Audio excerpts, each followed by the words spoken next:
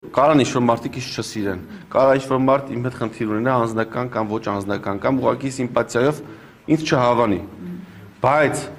սեփական ամբիցիայով կամ սիմպաթիայով կամ քենախնդրության պատճառով տապալես պետության համար կարևորագույն նախագիծը, ես որ հիմա հնարավորություն ունեմ կարող եմ լացեմել, էլի, որովհետև անընդունելի է դա, չի կարա տենց բան լինի,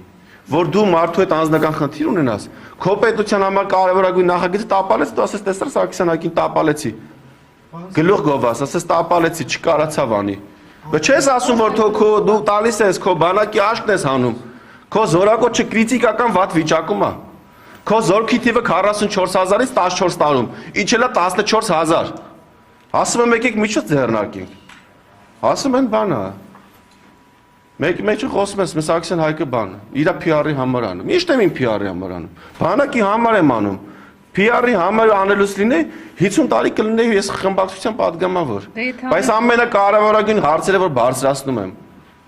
ինչի համար, հարաբերություններ չէ փչանում դրա արդյունքում, նախարարների հետ, գործադիր իշխանության ներկայացուցիչների հետ հարաբերություն է փչանում, բնականաբար, որ մարդու խնդիրների մասին խոսում ես, հարաբերություն է փչանում